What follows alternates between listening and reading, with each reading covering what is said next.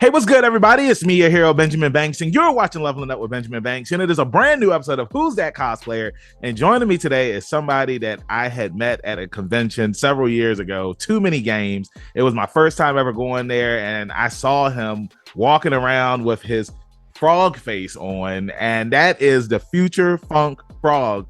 Funk, how are you doing today? Pretty good, pretty good. I go by Nick Hops. Okay, Mr. Hops. How you doing, Mr. Hops? Perfect. Yeah, I'm doing good, man. It's been a good month. It's been a good year so far. So far the conventions I've been to this year have been pretty good, man. They've been solid this year. 2023 is different this year. Yeah, I agree with you. I mean, we've come a long way since 2020 where there weren't any conventions. And, it just seems like the convention scene has grown a lot thanks to apps like TikTok and, more people getting into cosplay and whatnot. I feel like it's more popular. It's like almost, I want to say normalized, but I feel like that's the wrong word. But at the same time, that's almost what it is. Yeah. So before we get into today's interview, everybody that's watching, make sure that you like this video, you subscribe to the channel, and you hit that bell button so that way you're always notified when we have new content here on Leveling Up with Benjamin Banks. And as D always says, podcast link down below in the description. Like, follow, subscribe. So let's go ahead and get into today's interview. So, Nick, the first question that I ask each and every guest up here is, what is your origin story? Every hero or villain has one. So tell everybody who you are. Well, I'm originally from Orlando, Florida. Moved up here quite some time ago. But as far as origin stories go, I was watching the movie V for Vendetta for the very first time. This was pre-COVID. I had seen it for the first time, and I was like, "Oh my god, this movie's great!" So naturally, I went out and bought it, and then watched it 3 more times. And like, I was listening to a bunch of his quotes, and I was like, dang, these are all really good quotes. And the one quote that stuck out to me the absolute most was towards the end, after he spoiler if you haven't seen the movie, after he passes and dies, he says this one quote, and it's my favorite. It goes, "The past can't hurt you anymore unless you let it. Beneath this mask, there's more than flesh. Beneath this mask, there's an idea, and ideas are bulletproof. A revolution without dancing is a revolution not worth having." And that stuck with me because I had been lightly going to conventions. It was more like a once a year kind of thing, just because money was tight. Yeah. And when I would go, it was, it was me and my fiance, and it was just very hard for us to fit in, kind of. And it was very weird for me because I had already been used to the convention environment. It was her who was like, "Is this it?" You know what I mean? and I was like, "No, I promise." Like, everyone here, it's supposed to be. I was shocked. I was like, "Oh my god, we're all like the friendly people. Where's all the people like, dabbing each other up and are like, 'Yo, what's up?' You know what I mean? Like saying hi to each other, doing like random conga lines. You know what I mean?" Yeah. It was so dormant and empty, and I felt like bad. And I was like, "Listen, this isn't what it used to be. This is like, it used to be something great." And I think it's just because of the tensions with COVID and things slowing down. I think, naturally people, kind of kept to themselves, and that's fine. And so, after things became more lenient, I was like, I noticed people were still doing that. And I was like, you know what? This quote really stuck with me, and he's right. A revolution without dancing is a revolution not worth having. So I took it upon myself to now go to conventions, break these social norms, and have everybody be friends with everybody through dancing and music. And like, I want people to, when they see me, they're like, "Oh man, he's here." You know what I mean? Yeah. He's got his music, he's vibing, nothing bothers him. And it's true, usually nothing bothers me, and I just like seeing everybody be happy and friendly with each other like it used to be. Because I'm a long time conventioner. I've been going to conventions since I was like 13. So, and I'm 27 now, and so I've been going to conventions for a long time. And there was a difference. So I'd created Nick Hops. I have actually bought this head at Target during Halloween, and I obviously it's not out of the blue. I love frogs. I actually Yeah. take care of reptiles myself. I have a bearded dragon and an African bullfrog downstairs in their tanks, and I take very good care of them, and they're both happy. I had a few reptiles pass on me because they did have, some sicknesses. But yeah, the frog head is more of a like, that's what I like. Yeah. I've always been a big fan of amphibians and reptiles, and I love taking care of them and animals in general. Like we have two cats on top of the my guys downstairs. But so yeah, I was like, you know what? My favorite genre of music is future funk. I know it's a good kind of genre of music to dance to, and it's generally appealing, and it's not like, oh, turn that off. You know what I mean? It's normally because it's a fusion of anime music or classic 80s Japanese city pop music with the addition of new age beats. So you put those two together and you get literal magic. And so I chose that genre of music, and the same thing with the name. I was like, wait a minute, I can put on like a whatever t-shirt with a cool Hawaiian shirt on top with my boombox and just dance, and like I don't really time. Yeah, and have a good time, and like I don't care who sees, because they're not going to know it's me, because I keep this on like 24/7. Like I've even had guests come over that I met at a convention, and then when they come over, I'll surprise them with the frog head on when I open the door, and I'm like, hey, come inside. I take it off eventually, but but I mean, but it's you, it's your thing. And I really love what you're saying, because like how you were saying about how cons used to be years ago and like how they are now, like I've noticed that like at a lot of the smaller cons, a lot more people are more welcoming, and like they dap you up, and like they're trying to have a good time and stuff like that. But I've noticed like when you go to the bigger cons, like that's when you see people that they just kind of stay to themselves. I mean, like you said, it's cloud. Like they stay to themselves. I've even had my own personal experience.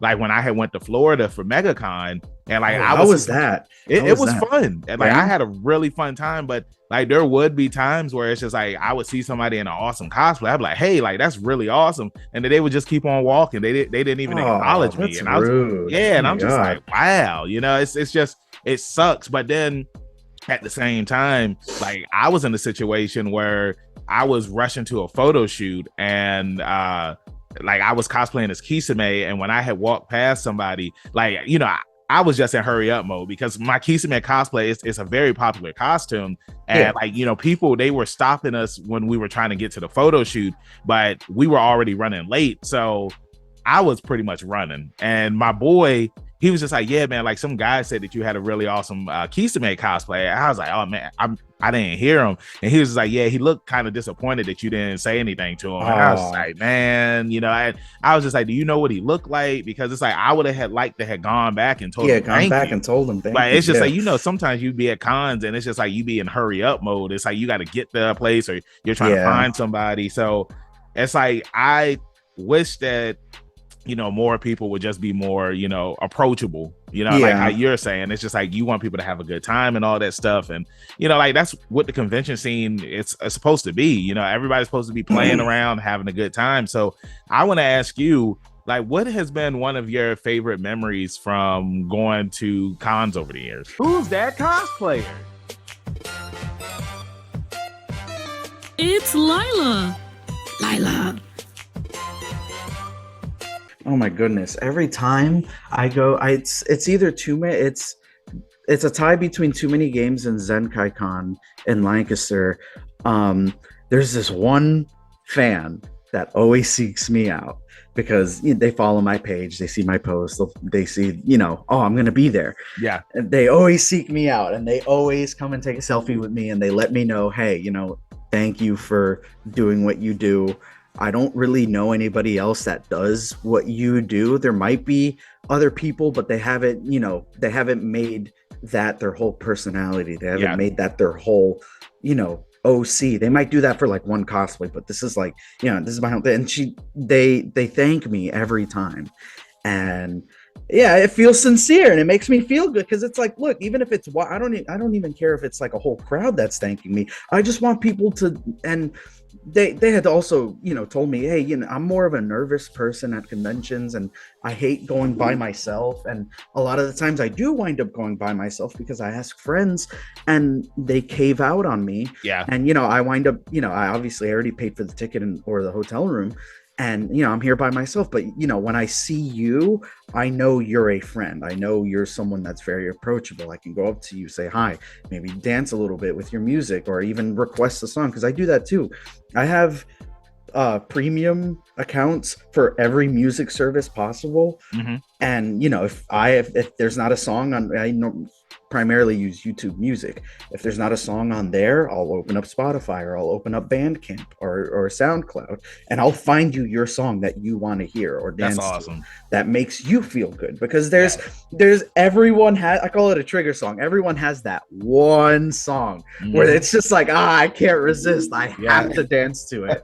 And if I can make that memory for that person that is nervous at a convention or doesn't know how to reach out or meet new people, I want to be that person to help them.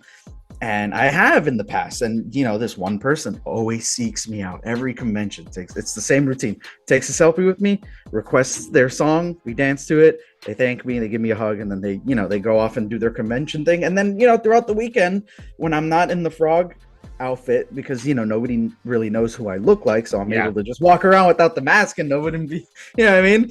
Yeah, it's like you can just relax and enjoy yourself. Yeah, I'm able to sit back and see the results of my cosplay. So it's more than a cosplay to me, because I really want people to feel comfortable at conventions, because that's another thing that I really, really like. It hurts me every time at the end. You know what I'm talking about. The Monday after a convention, there's always the drama post that spreads like wildfire on Instagram or Facebook or Twitter. Yep. Always. Every convention. And that just hurts me, because it's like, listen, there are some things that should be out there to just raise awareness for, like, hey, maybe, this person's not the greatest, they said some things that weren't nice, or they are a little creepier, but even things like that, I think letting the proper people handle that situation and not spreading it like wildfire would just keep things I agree, because that also overall hurts the image of cosplayers and going to conventions, because then they all think we're attention seeking, you know what I mean, like we want to hurt, but we're seeking out to hurt people, and it's like, no, that's not what this is about. It's like we're all just trying to have fun. It's just one or two unfortunately situations where people are doing not the greatest things to other people. So that's where I come in. And it's like, listen, you don't need to do any of that hateful stuff. Listen to the music, feel it in you, and just dance like no one's watching, man. Yeah. So, to piggyback off of that, when people do that stuff on social media, it's like a lot of people like that are the loudest are people that didn't even go to the convention, or have never even wanted to go to that convention at all. And it's like sometimes people that have a lot of followers, like their voices get heard the loudest. And it's just like when they say something, then people that may have potentially wanted to check that convention out, they're like, I'm going to stay away from it because I heard this, and that. And sometimes like the stuff that gets spread isn't even true. Like sometimes like somebody just had a bad experience, and then it's just like they'll say like all this bad stuff about like something that didn't even happen at the convention, which I've heard from like several conventions where stuff like that has happened before. And it sucks because like maybe they got kicked out of the convention, or they were the problem. And it's just like, well, I'm going to say something before somebody says something about me. And it's just a lot of drama and whatnot. And like, that's stuff that I really don't like at conventions. So I want to ask you, what is some advice that you would give to somebody that has never been to a con and they want to go for their first time? If you want to go for your first time, and obviously you're a little nervous about the environment or you don't know what to expect, when you get there, do the opening ceremony for sure. And this is for first time goers, because myself personally, I don't really go to the opening ceremonies. I've never been either. I normally just wherever the line is for the merch hall, I go and stand in that line. Yeah, I just go right in. I never go to I the go right opening to the or merch closing. hall. I go right to the. So if it's your first time, and this is just based off of my first convention, do the opening ceremony. After that, make your way to the merch hall if it's open. If it's not, look at the programming and see what you like, and either on your phone mark it or circle it, and actually go to those panels, because from the panel or at the end of the panel you can gauge, okay, this person has the same interest as me, okay, this person actually likes the same thing as me, or maybe you saw somebody walking around before the panel and you're like, oh, that person looks really cool, maybe I'll say hi, and then you'll see them at a panel, Yeah, and then that's your gateway to say, hey, this is my name, I love your cosplay, this is my cosplay, I saw that you liked this, and that's how you make friends. So I think for first time goers, definitely going to panels is not essential, but like it's the best way to ease that nerve and soothe yourself and get better accommodated. um and when the nighttime stuff comes, obviously if you're of age, if you're 21 or older, have some drinks, have a beer, meet some other people out there, and it's like, oh, I like this beer, oh, you like that beer, what I mean? And it's you take what you already have and already know you like, and you find others who like that thing. Maybe you'll find another person that, like with you, your isekai cosplay, you'll find somebody else who's cosplaying the same thing, and it's funny to take. I love taking side by side pictures, comparing the two outfits, and it's like, oh, well, I made this part, or I made this, oh, I bought this part, I mean, it doesn't matter yeah, whether you made it or bought it. It's amazing that you're there. yeah, It's exactly. I appreciate, like, that's, I always tell people that. It's and they tell me, I don't normally ask, oh, did you make this? I just assume it's either made or bought. Yeah, It same, doesn't same, matter, same. because it doesn't matter. And it's like, I always tell people, listen, I really appreciate that you're here. I'm not con staff or anything, but like, seeing you here and having your energy here and you taking the time to take a picture with me, I appreciate that, and that makes my day, and it makes coming to conventions all that much better. A whole lot So, better. Yeah. yeah. Yeah, I agree with you on that. And it's like when I see people at cons and their cosplays, like I just always tell them like how amazing they look. It's crazy because when I had cosplayed in my part 6 Jotaro, I had went to Incredible Con in South Carolina, and like so many people kept on coming up to me asking me like, how did I make my cosplay and whatnot? And I'm first always be like, oh, I didn't make this, I purchased this Yeah. online, and then I give them the website. But it's just crazy that sometimes when you're at cons, it's like you do get that, you Yeah. get like, oh, did you make that yourself, or where'd you get that I from, love instead of that. just Yeah. instead of just being like, hey, like you look amazing. Yeah. So we're here at the end of the interview, and Nick, it was fun having you up here. So final question that I want to ask you before we wrap this thing up is, give me your top 5 favorite reptilians. My top 5 favorite reptilians. Oh man. Number 1, and obviously I don't think I'd be able to realistically own it ever, just because it's so expensive and you need such a big environment for it, is a frilled lizard. A frilled lizard is what the Dilophosaurus from the Jurassic Park movies was based off of. It's a very tiny lizard, and it doesn't look like much, but then it stands up and it opens up it opens up its neck, and it's just, yeah, it's big. My second one that I'd like to own is a Pac-Man frog. I actually don't own one yet, and I'd love to have one. They can grow to massive sizes. My third one is a Cayman lizard, and this is it's a carnivorous lizard from the Cayman Islands. It almost looks like an alligator mixed with a Komodo dragon, and it's just, oh, they're so cool. My fourth one is a Tegu lizard, and those things are just raptors. They're just velociraptors. I'm looking up everyone Yeah. that you're selling right now. A Tegu is just literally a velociraptor, and yeah. And then my fifth one, I want to say, is an axolotl. And axolotl is what Mudkip was based off of, and they're they're an aquatic amphibian, and most people think that they live in warm water, but they actually live in very cold water, and that's how they like it. They like the water to be very cold. I like that And they smile. I'm looking at yeah, a picture right now. I love them. They're so cute. I would love to get. I've seen them. black with orange frills. They're very exotic and very expensive, but I would love to own one like that. I'm looking at one that's at the San Diego Zoo, and this one looks evil. Like I see all the happy ones, and then it's like San Diego. The one angry one. Yeah, that one angry one. I'm just like, oh my God, man. Like that's funny. So Nick, thank you again for joining me. Before I let you go, let everybody in social media land know where they can find you at. You can find me on Instagram at future_funk_frog, spelled with a PH. ROG. Awesome. Hey, and y'all know where y'all can find me, your hero Benjamin Banks at King Benji_Banks on TikTok, Twitter, and Instagram. You can find me on Facebook at Benjamin Banks. I should be the first person to pop up. If not, then I need to contact Mr. Zuckerberg. Thank you all again for watching this interview. Make sure you check out some more interviews we have up here on the channel. And like I always say, keep that pinky up, stay positive. We'll see you next time on Leveling Up with Benjamin Banks. Peace. Thanks again, everybody, for watching another episode of Leveling Up with Benjamin Banks. Make sure you like, follow, subscribe to the channel.